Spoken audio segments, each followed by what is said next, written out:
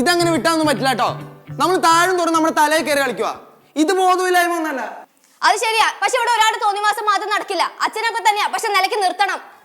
അവ ഓടിയിട്ടായി അച്ഛൻ ചില്ലറക്കാരനല്ലെന്ന് മനസ്സിലായി. അതുകൊണ്ടായിരിക്കും 10,000 കൊണ്ട് അടയ്ക്കാൻ പറഞ്ഞത്.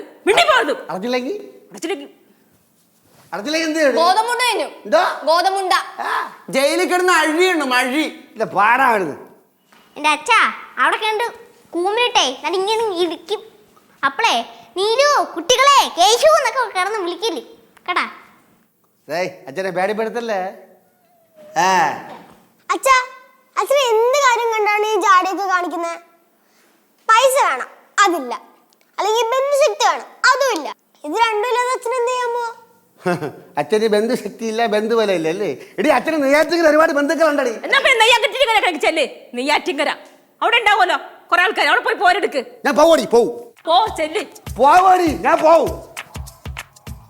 പിന്നെ എന്ത് നോക്കിയിരിക്കുക? ഇറങ്ങി പോ. ഞാൻ പോണില്ല. ഇത് അകത്ത് കയറി കഴിഞ്ഞാൽ പുറത്തിറങ്ങരുത്. ഇറങ്ങൂടാ. പുറത്തിറങ്ങി കഴിഞ്ഞാലേ അകത്തും കയറരുത്. കേറും. പക്ഷേ കള്ളു കുടിച്ചോണ്ട് അകത്ത് കയറില്ല. കൊള്ളാലോ, 5 മക്കളാണ്, സ്വന്തമായിട്ട് ഒരു തരി മണ്ണ് പോലും ഇല്ല. എന്നിട്ട് കിട്ടിയ അവസരം കള്ളു കുടിച്ച് തകർത്ത്. ഇത് നോക്കിയേ, അമ്മ എങ്ങനെ അച്ഛനെ വേണ്ടെന്ന് പറഞ്ഞാൽ ഞങ്ങൾ എല്ലാരും പേപ്പറിൽ ഒപ്പിടും.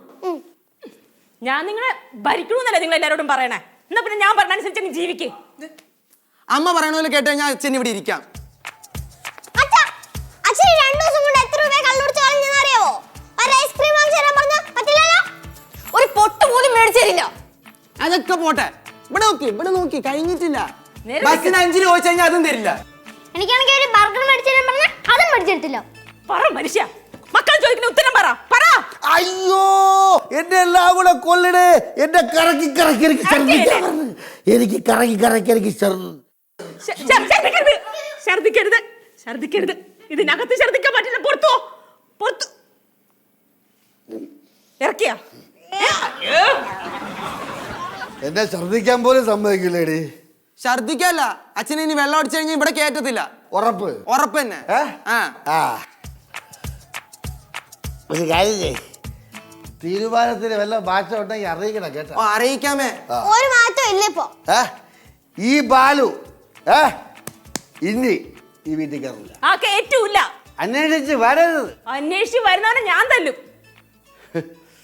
മകളെ, അച്ഛന് തരാനുള്ള 80 സെന്റ് അച്ഛൻ അറിയാതെ വിൽക്കാൻ ശ്രമിച്ചതും ബാങ്കിൽ കൊണ്ട് പണയം വെച്ചതിനൊന്നും നിങ്ങൾക്ക് ഒരു വിഷമമില്ല, നിങ്ങൾക്ക് ഒരു അഭിപ്രായവും ഇല്ല. ഒരഭിപ്രായവും ഇല്ല. ഒരഭിപ്രായം ഇല്ലെന്നേ. പോവാണ് കേട്ടാ. യേശു കുടിച്ചോണ്ടിരിക്കുന്ന അച്ഛനെ ഞാൻ സപ്പോർട്ട് ചെയ്തില്ല. പോട്ടാടി ഇനി കേട്ടാ. അവിടെ ചേരണ്ട.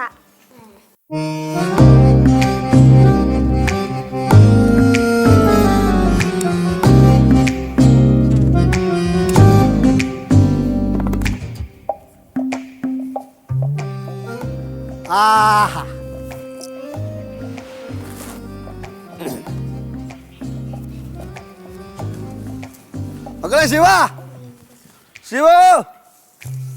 മക്കളെ വെട്ടാത്തിടുന്നല്ലോ.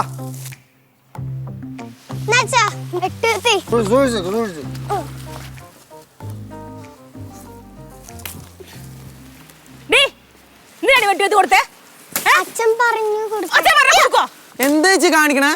ഞാൻ വെള്ളം എടുത്തോണ്ട് വന്നാ ഈ വീട്ടിൽ കിടത്തൂലാന്ന്. അതുകൊണ്ട് ഞാനേ ഒരു കുടില് കെട്ടി ഇവിടെ താമസിക്കാൻ പോണടേ. മാറ്. എന്തൊരു കഷ്ടം. അവസാന കാലത്ത്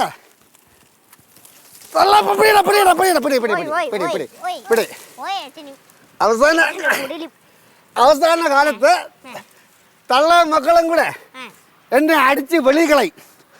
അതിനുള്ള മുൻകരുതലാണ് അച്ഛൻ്റെ ഈ കുടില്. എനിക്ക് 80 സെന്റ് സ്ഥലവും വേണ്ട, രാമമാമൻ്റെ സ്വത്തും വേണ്ട. പിന്നെ നാട്ടുകാർ ചോദിക്കും, ബാലു എന്തിന് വീട്ടുകാരെ അടിച്ച് വെളി കളഞ്ഞത്? അപ്പോഴേ ഞാനുള്ള മറുപടി പറഞ്ഞോളാം കേട്ടാ. വെള്ളം അടിച്ചിട്ട് ഇങ്ങോട്ട് നോക്ക്. വെള്ളം അടിച്ചിട്ട് ഈ കോമ്പൗണ്ടിനകത്ത് കയറരുതെന്നാ പറഞ്ഞ. പിന്നെ എന്തിനാ ഇത് പൊക്കി പിടിച്ച് ഇങ്ങോട്ട് വന്നേ?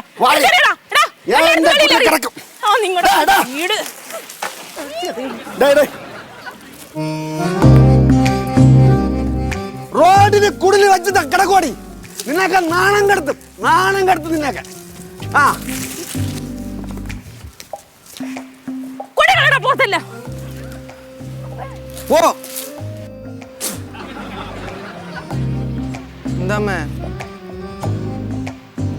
ഭാഗത്ത് പോവാ. നാണക്കേട് തന്നെ കേട്ടത്. സഹോദരേ, സഹോദരേ, ഓടിവാ. എന്താ എന്താ ബാലുവിനെ കറണ്ടടിച്ച്, ബാലുവിനെ കറണ്ടടിച്ച്. ട്രാൻസ്ഫോമറിൽ പിന്നെയും കളിക്കാൻ പോയി, ഫ്യൂസ് ഇടാൻ വേണ്ടി പോയി. അടിച്ചടുത്ത് അപ്പുറത്തെ പറമ്പിലിട്ട് നാട്ടുകാരെല്ലാം ഓടിക്കൂടി ആശുപത്രി കൊണ്ടുപോയിക്കുന്നു. ഓടിവാ, വണ്ടി വിളിച്ച് പോ. ഓടിവാ.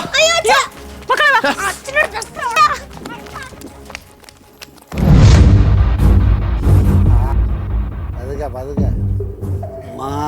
ബാലു എടാ വാസി അളിയാ തുറന്നാടാ.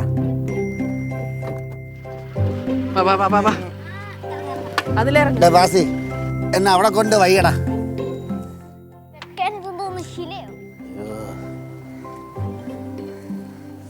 അളിയാ ഒരു മിന്നല് പോലെ. ട്രാൻസ്ഫോമർ നിന്നെ അടിച്ചെടുത്ത് എറിഞ്ഞതുകൊണ്ട് കൊള്ളാം, ഇല്ലെങ്കിൽ നിന്ന് കത്തിയനെ. പിള്ളേരാ ഭാഗ്യം. അവന്മാരെന്തോ കെണി ഒപ്പിച്ചു വെച്ചളിയാ, അല്ലെങ്കിൽ ഇങ്ങനെ വരാ ഒരു ന്യായവും ഇല്ല. പക്ഷെ വെള്ളം അടിച്ചാലുള്ള നിന്റെ ഭ്രാന്ത് ഈ ഷോക്കോടെ മാറിക്കിട്ടി. ഓ അച്ഛാ ഇനി വെള്ളം അടിക്കല അച്ഛാ. നിങ്ങൾക്ക് അച്ഛനല്ലാതെ വേറെ ആളുണ്ട്. പ്ലീസ് അച്ഛാ ഇനി വെള്ളം അടിക്കില്ലേ പ്ലീസ്. അച്ഛൻ ഇനി കുടിക്കൂല മക്കളെ. അച്ഛൻ കൂടി നിർത്തി. നിങ്ങളെ തലയടിച്ച് ഞാൻ സത്യം. എന്റെ മക്കളെ തലയത്തോട്ട് സത്യം ചെയ്ത് നിങ്ങളുടെ കള്ളൂടി അങ്ങ് നിർത്തിയാ മതി. ഓ ഈ കുടിയന്മാര് ഭർത്താക്കന്മാരെ കാരണം എത്ര സ്ത്രീകളാണ് കണ്ണീര് കുടിക്കണേ അല്ലേ? സ്ത്രീകള് കണ്ണീര് കുടിച്ചാലെന്ത്, ആണുങ്ങൾ വെള്ളോടി നിർത്തൂലല്ല. ഇതോടെ എനിക്കൊരു കാര്യം മനസ്സിലായി. മദ്യപാനം ഒരു വ്യക്തിയെ മാത്രമല്ല ബാധിക്കണം, അത് കുടുംബത്തിനെയും സമൂഹത്തിനെയാണ്. സത്യം അമ്മാ